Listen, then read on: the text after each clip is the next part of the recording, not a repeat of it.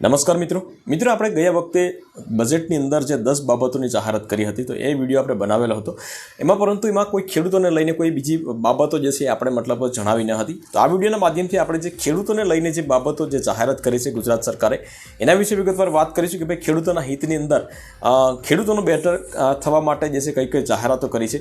તો જેમ કે કિસાન ક્રેડિટ કાર્ડ જે છે તો એના માટે 3 લાખથી વધારી અને હવે તમારે 5 લાખ રૂપિયાની લોન જોતી હશે ફક્ત 4%થી તો એ પણ જે છે મંજૂર કરી દીધી છે ગુજરાત સરકારે। અને એવી ઘણી બધી જે બજેટ જે છે 4-5 બાતો છે મહત્વની જે છે કે જે ખેડૂતોના હિતની અંદર હોય તો વિગતવાર વાત કરીશું કે ભાઈ કઈ બાબતો જે છે ખેડૂતોને લઈને ગુજરાત સરકારે બજેટની અંદર આવરી લેવામાં આવી છે। તો વિગતવાર વાત કરીશું મિત્રો, તો વિડીયોને લાસ્ટ સુધી જોતા રહેજો। તો ચાલો શરૂ કરીએ।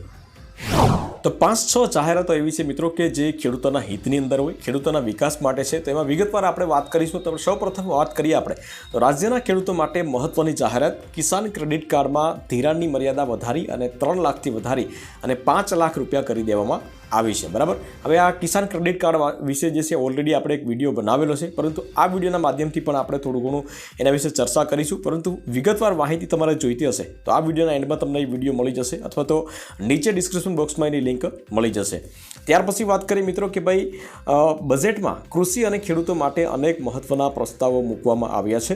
સરકારનું મુખ્ય લક્ષ્ય કિસાન કલ્યાણ, કૃષિ વિકાસ અને ટેકનોલોજી આધારિત ખેતીને પ્રોત્સાહન આપવાનું છે।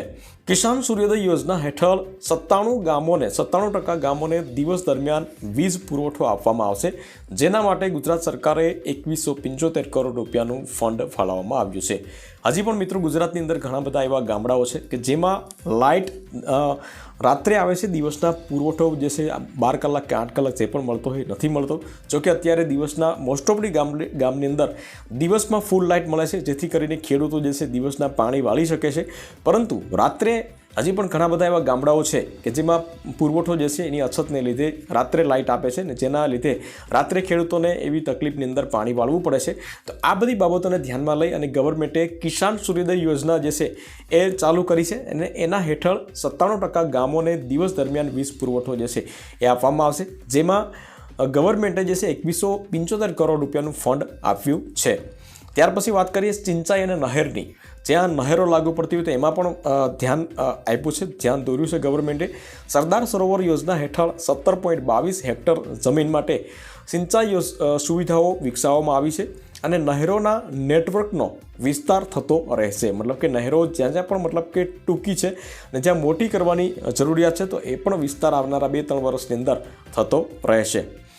ત્યારે વાત કરીએ ત્રીજી બાબતની, જે આપણે કિસાન ક્રેડિટની શરૂઆતમાં વાત કરી હતી, બરાબર। તો એમાં થોડી વિગતવાર વાત કરીએ મિત્રો આપણે તો અહીંયા 3 લાખથી વધારી અને 5 લાખ રૂપિયા કરી દીધી છે। જે તમે તમારી જમીન હોય તો એના ઉપર તમે લોન મેળવી શકો છો, જે તમારું પાક ઉપર તમે લોન મેળવી શકો છો અને એ ફક્ત તમારે વર્ષના 4% જ તમારે ભરવાના હોય છે। દાખલા તરીકે તમે 1 લાખ રૂપિયાની લોન લીધી હોય તો ફક્ત 4000 રૂપિયા તમારે વર્ષના એનું વ્યાજ ચૂકવવાનું હોય છે। તો એમાં તમારે 1252 રૂપિયા ગવર્મેન્ટે જે છે ફાળવવામાં આવ્યા છે। ખેડૂતો માટે પાક વીમાને વધુ મજબૂત બનાવવામાં આવશે અને વીમા પ્રીમિયમ પર વધુ સબસિડી આપવામાં આવશે। હવે કિસાન ક્રેડિટ કાર્ડ વિશે થોડી હું તમને હિન્ટ આપી દઉં મિત્રો કે કિસાન ક્રેડિટ કાર્ડ જે છે એ મતલબ એક પ્રકારની જમીન ઉપર અથવા તો તમારું જે પાક ઉપર લોન છે, બરાબર, અને એ તમને અત્યાર સુધી તમે 3 લાખ રૂપિયાની લોન લેતા તેમાં 4% મતલબ કે 4-12,000 રૂપિયા તમારે વર્ષનું વ્યાજ તમારે ભરવું પડતું હતું।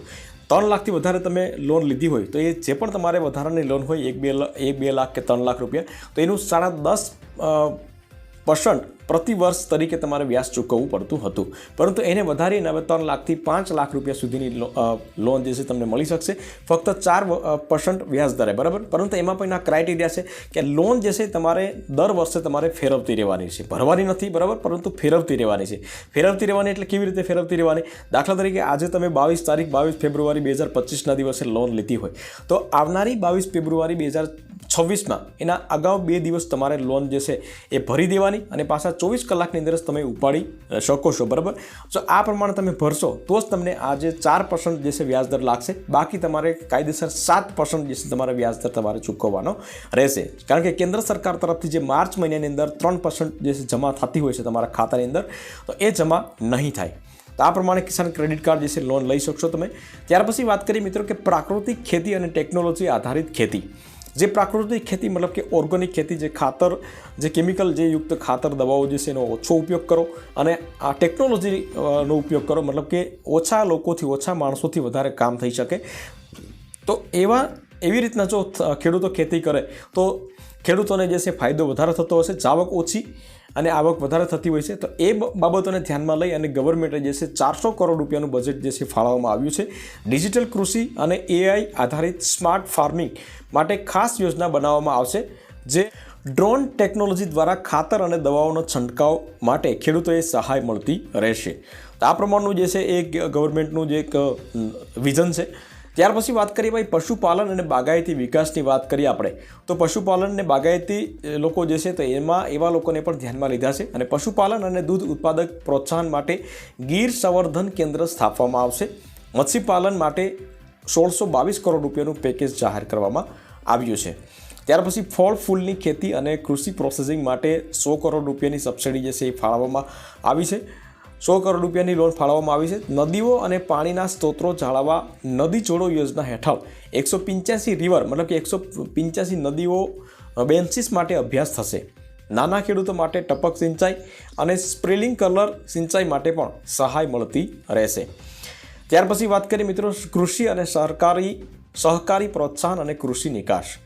સહકારી સમૃદ્ધિ અભિયાન હેઠળ ખેડૂતોને સહકારી મંડળીઓ સાથે જોડવાની યોજના લાગુ રહેશે. રાજ્યને કૃષિ નિકાસ હબ બનાવવાનો પ્લાન છે, જેમાં લોજિસ્ટ સપોર્ટ પણ ઉપલબ્ધ રહેશે. પાક વીમા યોજના અંતર્ગત વધુ સહાય મળશે અને વૃદ્ધાવસ્થા પેન્શન યોજના ખેડૂતો માટે એક વિસ્તૃત કરવામાં આવશે. કૃષિ આજ સ્ટાર્ટઅપ માટે 100 કરોડ રૂપિયાનું ફંડ આપવામાં આવ્યું છે. ત્યાર પછી વાત કરીએ મિત્રો MSME મતલબ કે સૂક્ષ્મ લઘુ મધ્યમ ઉદ્યોગો.